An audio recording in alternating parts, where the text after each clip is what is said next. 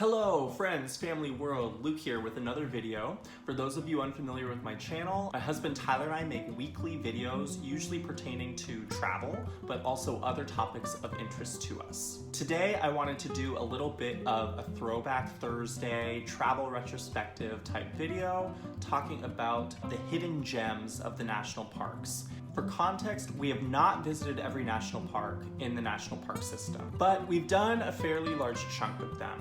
Tyler and I have been to 44 national parks of the 61, meaning that there are currently, as of now, only 17 national parks that we have not visited thus far. I say that as a bit of a caveat just to say that this list is not comprehensive, it's just in our experience. I'm sure that there are national parks that we have not been to yet that would shift some of our perspectives of these parks.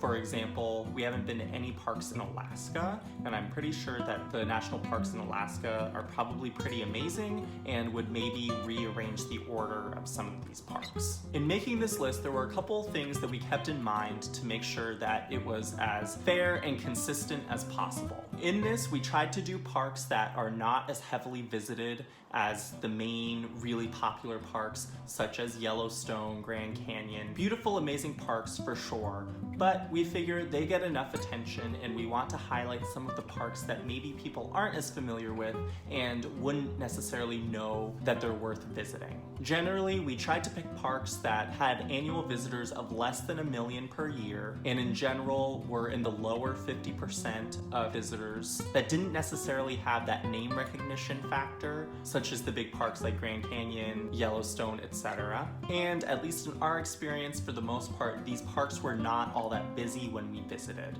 Some of these visits are documented on our blog at lukeandtyler.com, so in the description, I'll link the applicable ones to the blog posts for those of you who want a bit more information about the things that we did in these particular parks. All right, enough talking, let's get into it. Starting off with number 10 is Guadalupe Mountains National Park. This park is located in western Texas, right across the border from New Mexico. This park is for those of you who want quiet, serene hiking with nice views and with barely any people around. This park also has the highest peak in all of the state of Texas. You can find this on the Guadalupe Peak Trail. The highlight of this park for us was what's called the Hiker's Staircase, and would be our pick if we were to recommend someone go there. Moving on to number 9, we have Redwoods National Park. This park is located in Northern California, just across the border from Oregon.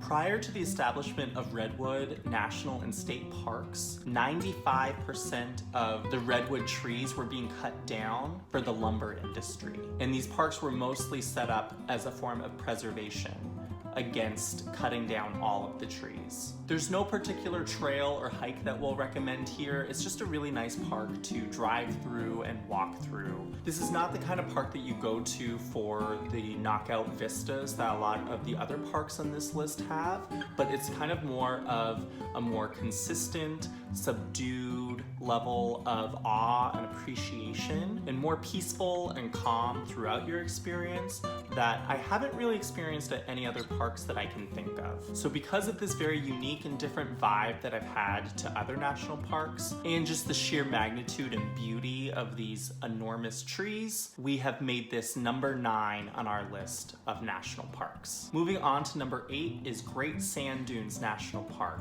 which is located in south central Colorado and happens to house the tallest sand dunes in all of North America. This park is unique because there are no real trails to speak of. It's kind of you arrive and you climb up whatever sand dune strikes your fancy. And in some ways I like it for that. There's no structure to it, and you really just take in how beautiful the sand dunes are, particularly with the backdrop of the Rocky Mountains in the distance. Really unique experience. Another great thing that we didn't do but we've heard is really fun is going sand sledding down the dunes. For number 7, we have Big Bend National Park. This is located in southwestern Texas along the Rio Grande, right on the border between the US and Mexico. This park is quite large. In fact, the park itself is larger than the entire state of Rhode Island and is the only national park to contain an entire mountain range within its borders. The the Chisos Mountains. Some highlights at this park are the scenic drives,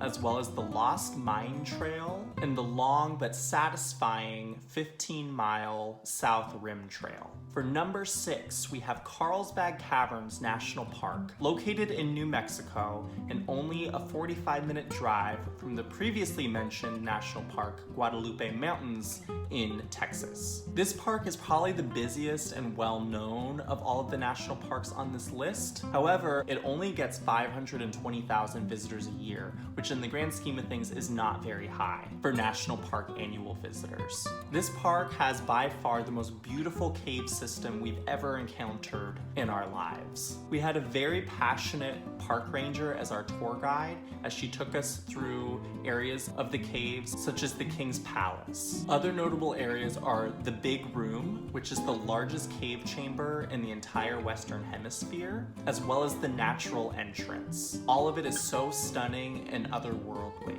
Now, number 5, we have Black Canyon of the Gunnison, located in western Colorado. We went in March of 2017, and the weather contrasts of spring-like weather at some points of the park and wintry weather in other parts of the park based on altitude was a really fun and valuable experience. The views here are really outstanding, and it's great not to have to contend with the crowds of other similarly beautiful natural phenomena. Number 4, Canyonlands National Park, located in southeastern Utah. Utah, which is no stranger to beautiful landscapes, having 5 national parks in Utah alone. Canyonlands has made our list because most people who visit the national parks in Utah tend to overlook it, maybe preferring Arches in eastern Utah nearby, or going to the other side of the state to western Utah for parks like Bryce Canyon and Zion. But I really feel like they're missing out on what Canyonlands has to offer. A hike that we did in Canyonlands is one of our favorite hikes that we've ever done, and that is the Needles District hike. It's hard to explain. I feel like it pretty much has most of the things that I would want from a hike in the Southwest all in one hike. And we just left it feeling very fulfilled and satisfied. So please, if you're in the area, check this park out. Number 3, North Cascades National Park, located in Washington State. I was shocked to learn that this park only has 30,000 visitors. This park seriously has some of the most gorgeous scenic drives, particularly alpine mountain drives, that I have honestly ever encountered.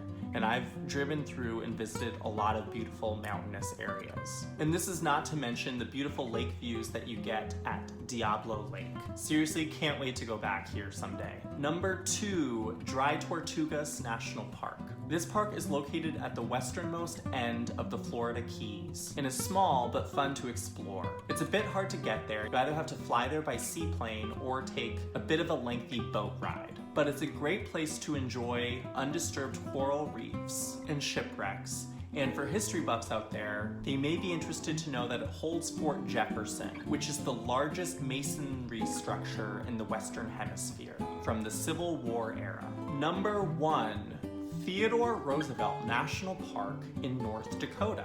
Now, I'm willing to bet that most people would not have anticipated that my number 1 national park would be located in North Dakota of all places. But this really is actually one of my favorite parks of all time, including the more frequently visited ones. And that might partially be because what a pleasant surprise it was. We really had no idea what we were coming into, and to us, it really was out of this world. This park is located in the northern Badlands of the Badlands region of North and South Dakota and is divided into different units. Our personal favorite unit is the least visited one, which is the northern unit.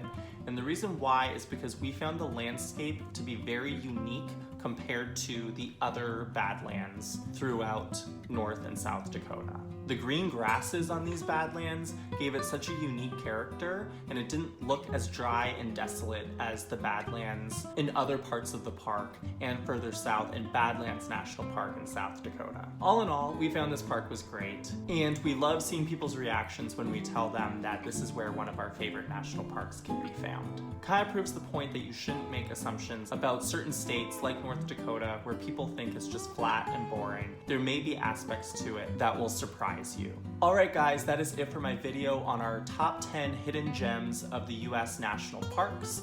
Let me know what you think down in the comments below. Did any of them surprise you? Are there ones that you would add to the list? Feel free to comment, like, and subscribe, and be sure to check out our next video. See you guys then. Bye.